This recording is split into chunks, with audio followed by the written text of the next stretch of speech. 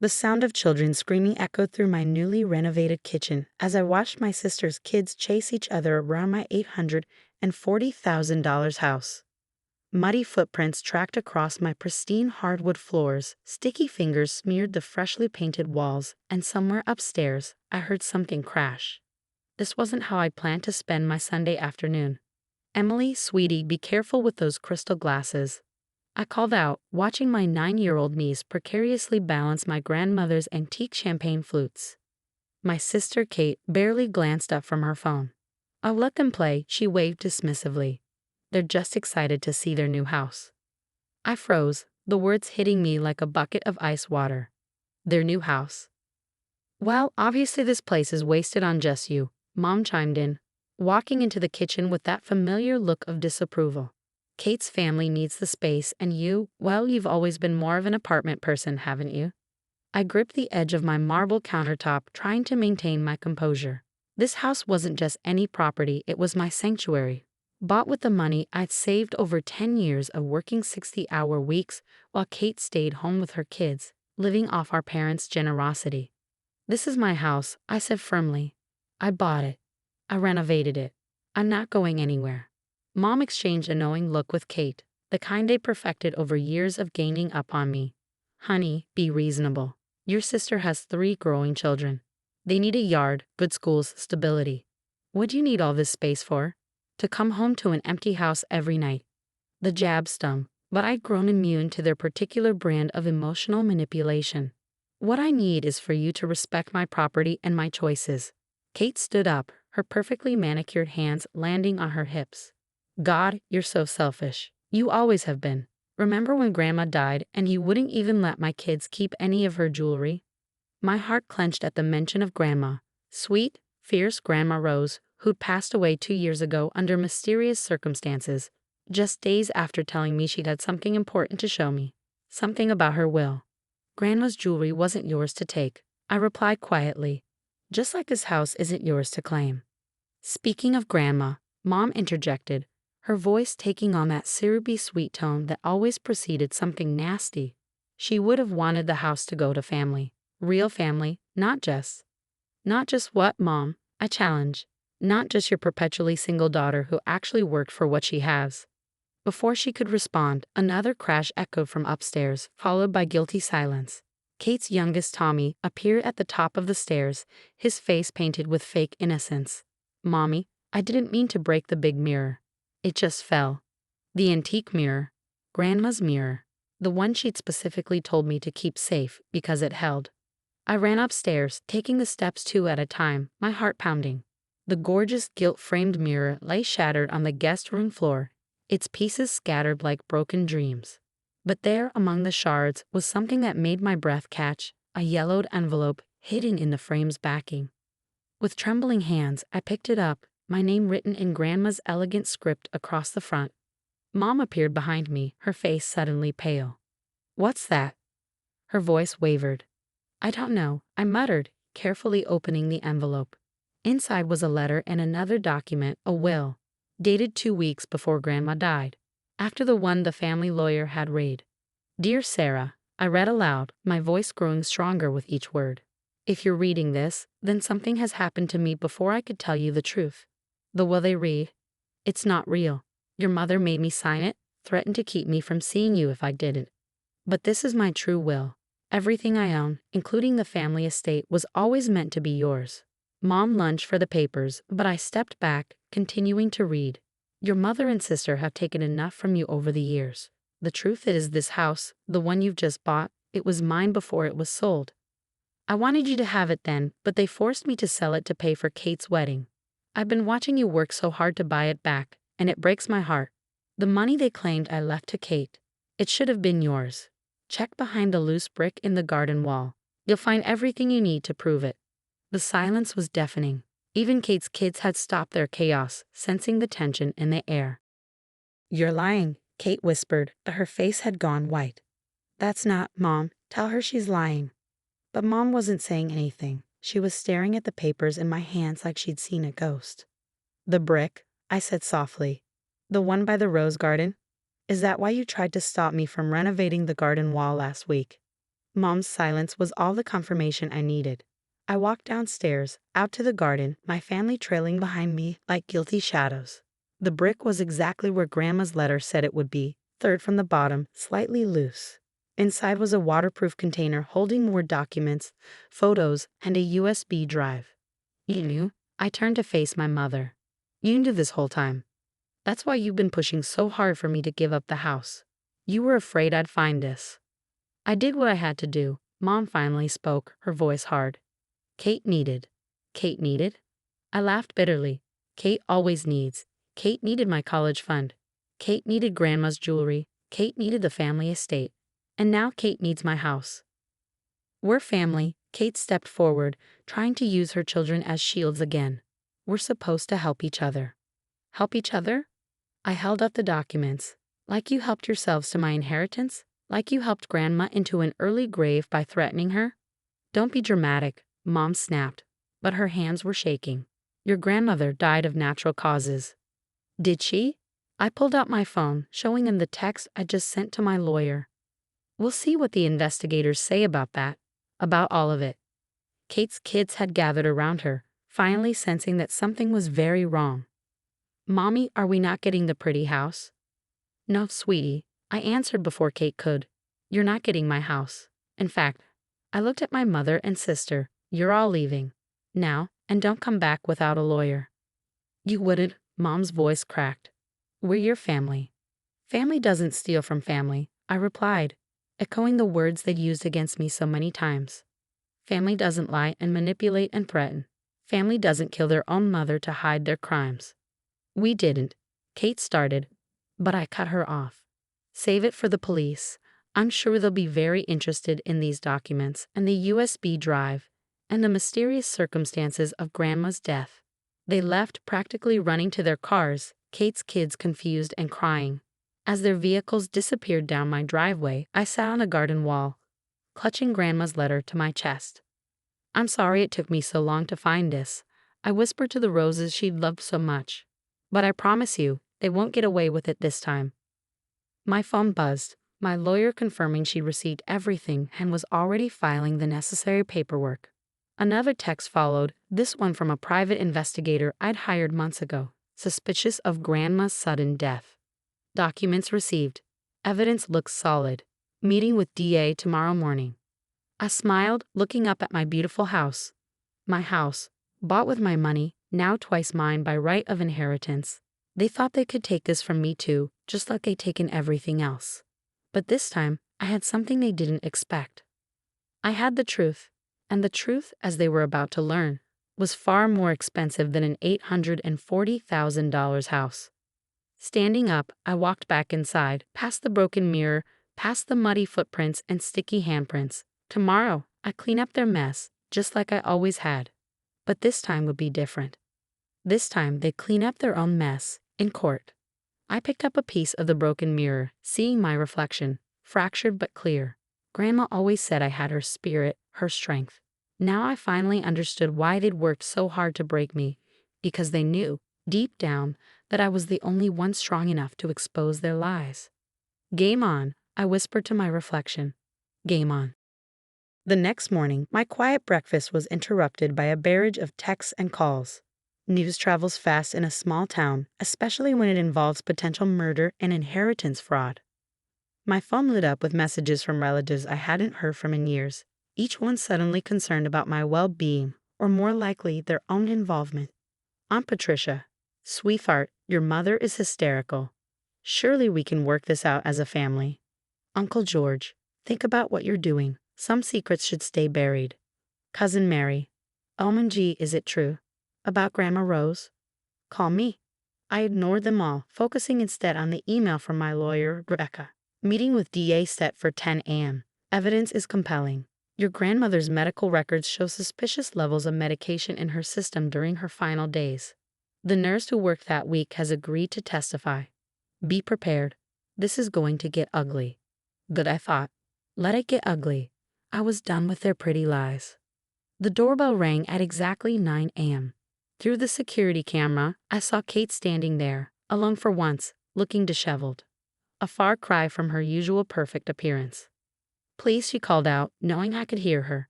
5 minutes. That's all I'm asking. Against my better judgment, I opened the door. Kate rushed in, her eyes red and swollen. You have to stop this, she blurted out. Mom, she's not well. The stress, the scandal. You'll kill her. I laughed, the sound harsh even to my own ears. Interesting choice of words, considering what you did to Grandma. We didn't. She stopped, catching herself. It wasn't supposed to happen like that. She was just supposed to sign the will. And what? I stepped closer, and quietly accept that everything she'd worked for would go to her lazy, entitled granddaughter instead of the one who actually cared about her. Kate's face hardened. I have children. Yes, you never let anyone forget that. Your children, your needs, your entitlement. Tell me, Kate, did your children need Grandma dead? She slapped me. The sound echoed through the foyer, but I didn't flinch. Instead, I smiled, touching my cheek. Thank you for that, I said calmly, pointing to the security camera in the corner. Assault charges will go nicely with the fraud and manslaughter investigations. All color drained from her face. You're recording this. I record everything now. Learned that lesson after Mom forged my signature on those loan documents last year. You remember those, right? The ones that almost bankrupted me? Kate sank onto my stairs, her perfect facade crumbling. You don't understand. We needed the money. The kids' private school, the country club memberships, maintaining our lifestyle. While I worked 3 jobs to put myself through college after you took my fund. While I lived in a tiny studio apartment, saving every penny to buy back Grandma's house. The house you forced her to sell for your dream wedding. I deserved that wedding, she snapped. I was the one giving Mom grandchildren, carrying on the family name. And now you'll be carrying on the family tradition of wearing orange jumpsuits, I replied coolly. The DA's very interested in those medication logs from Grandma's last week, especially the ones with Mom's signature on them. Kate stood up so quickly she stumbled. You're bluffing. There's no proof. I pulled out my phone, showing her the photos I found on Grandma's USB drive. Grandma was smarter than any of us knew. She documented everything. Every threat, every forged document, every accidental overdose. She knew what you were planning. Why are you doing this? She whispered. We're family. Family? I walked to my living room window, looking out at the garden where Grandma's roses still bloomed. Family doesn't steal inheritances. Family doesn't force their mother to sell her beloved home. And family certainly doesn't slowly poison their own mother when she threatens to expose their crimes. It wasn't. We didn't mean to. Kate's voice broke. Mom said it was just to make her confused, make her sign the papers. But then she had a bad reaction. Save it for your statement, I cut her off. The DA will be very interested in your version of events. Please, you tried one last time. Think about my kids. I am thinking about your kids. They deserve to know who their mother really is. Now get out of my house before I call the police. After she left, I sat in my kitchen, hands shaking as I poured a cup of coffee. The DA meeting was in an hour. By tonight, my mother and sister would probably be in custody. The scandal would rock our small community to destroying their carefully crafted image of perfect mother and daughter. My phone buzzed. A text from an unknown number. Opening it, I found a photo that made my blood run cold. It was Grandma and me, taken the week before she died. Below it was a message. She wasn't supposed to die. But if you do this, you might not be so lucky. Family protects family. I forwarded the threat to Rebecca and the DA, then walked to my garden. Standing among Grandma's roses, I felt stronger. They thought they could scare me into silence, just like they'd scared her. But I wasn't afraid anymore. I had something they never expected, the truth preserved by a grandmother who loved me enough to make sure justice would eventually be served. I won't let them win this time, Grandma, I whispered to the roses. I promise. The war was just beginning. But this time, I had evidence, witnesses, and most importantly, nothing left to lose. They'd already taken everything else. Now it was my turn to take something from them. Their freedom. The headlines hit the local paper 3 days later. Prominent family arrested in connection with grandmother's suspicious death. Inheritance fraud scheme uncovered. Beneath the sensational headline were photos of my mother and sister being led out of their homes in handcuffs, their perfect facades crumbling under the harsh flash of news cameras. I sat in my kitchen, drinking coffee and reading the article for the third time. The evidence had been overwhelming. The medical records, the forged documents, the USB drive full of Grandma's secret recordings. But it was the nurse's testimony that sealed their fate. Mrs. Rose kept telling me something was wrong with her medication. The nurse had told investigators. She said her daughter was trying to confuse her, make her sign papers. I reported it, but the daughter, she was a hospital board member. Nothing came of it. My phone hadn't stopped ringing since the arrests. Relatives, friends, even Kate's husband Mark, all wanting to know how I could do this to family. None of them asked how they could have done what they did to Grandma. A knock at the door pulled me from my thoughts. Through the security camera, I saw Mark standing there, looking lost without Kate's controlling presence. "Sarah," he called out, "please. The kids need to understand what's happening." I opened the door but didn't invite him in. They need to understand their mother and grandmother killed their great-grandmother for money. That's a tough conversation. He flinched. "They're saying Kate could get 20 years. Your mother too. How can you live with that?" "How could they live with killing Grandma?" I countered. "How could you live with knowing what they did?" His face fell. I didn't know. Not all of it. Kate said your grandmother was confused, that the new will was what she really wanted. I believed her. Like you believed her when she said I willingly gave up my college fund, or when she claimed Grandma wanted to sell her house for her wedding. "I'm sorry," he whispered. "The kids, they miss you. They don't understand why Mommy's gone, why everyone's so angry." I softened slightly. The children were innocent in all of this. Bring them by on Saturday. We can have lunch, talk about what's happening in a way they can understand. After he left, I walked through my house, my rightful house, touching the walls Grandma had loved, the banister she'd insisted be kept original, the windows where she used to watch her roses grow. The investigation had revealed something else. This house had never legally been sold. Mom had forged Grandma's signature on the sale documents, pocketing the money for Kate's wedding. My phone buzzed. A text from the DA. "Your mother wants to make a deal. Says she has information about other family crimes. Interested in hearing more?" Before I could respond, another message came through, this one from an unknown number. "You think you've won. Family secrets run deeper than you know. Back off now, or everyone will learn what really happened the night of your father's accident." My hands shook as I read the threat. Dad's car accident when I was 12. The one that left him in a coma for 3 months before he died. Mom had always said it was a drunk driver, but there had never been another car found. I forwarded the message to my private investigator with a simple note. Dig deeper. The doorbell rang again. This time, it was Aunt Patricia, Mom's sister, looking nervous and clutching her designer handbag. "We need to talk," she said without preamble. "There are things you don't know, things that could hurt a lot of people if they come out." I let her in, curious despite myself. She settled onto my couch, pulling out a thick envelope. "Your grandmother wasn't the first," she said quietly. "Your father, he found something. Documents about the family trusts. That's why." "Why what?" I pressed when she hesitated. "Why your mother arranged his accident." The world tilted on its axis. I grabbed the wall for support, memories flooding back. Mom's calm demeanor at the hospital, her quick remarriage to her high school sweetheart, the mysterious disappearance of Dad's files. She killed Dad too. Aunt Patricia handed me the envelope. "These are copies of what he found. I've kept them all these years, too afraid to come forward. But after what they did to your grandmother." Inside were bank statements, transfer records, decades of systematic theft from the family trust. Mom hadn't started with Grandma. She'd been stealing and killing for years. "Why tell me this now?" I asked, my voice hollow. "Because she's threatening me too. Says if she goes down, she's taking everyone with her. But I'm tired of the secrets, tired of watching them hurt people." I called the DA immediately, arranging for Aunt Patricia to make a formal statement. As she left, she turned back one last time.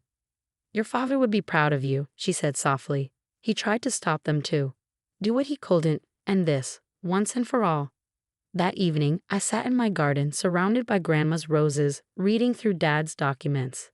The truth was worse than I'd imagined. Decades of fraud, theft, and murder, all hidden behind the facade of perfect family values. My phone buzzed with a message from my lawyer. "Your mother's talking. offering to implicate others in exchange for a lighter sentence. Want to hear what she has to say? I thought about Dad, about Grandma, about all the others who might have stood in my mother's way over the years. No deals, I texted back. Let her face everything she's done. The roses swayed in the evening breeze, their sweet scent mixing with the bitter taste of truth. Dad had died trying to expose them. Grandma had died making sure I would find out everything. Now it was my turn to finish what they'd started. I pulled out my phone one last time, sending a message to the family group chat. The truth about Dad's accident is out. Mom's confessing. Anyone else want to come clean before the DA starts asking more questions? The responses came quickly. Panic, denials, more threats. But I wasn't afraid anymore. I had the truth. I had evidence. And most importantly, I had nothing left to lose. They killed my father. They killed my grandmother. They tried to steal my home and my inheritance. But they've forgotten one thing. I was my father's daughter and my grandmother's granddaughter. And unlike them, I wasn't afraid of the truth. 1 year later, I stood in the courthouse, watching as my mother and sister were led away in handcuffs. The verdict had been unanimous. Guilty on all counts. Mom received life without parole for 2 counts of first-degree murder. Kate was sentenced to 20 years for her role in Grandma's death and the inheritance fraud. The investigation had uncovered even more than we initially suspected.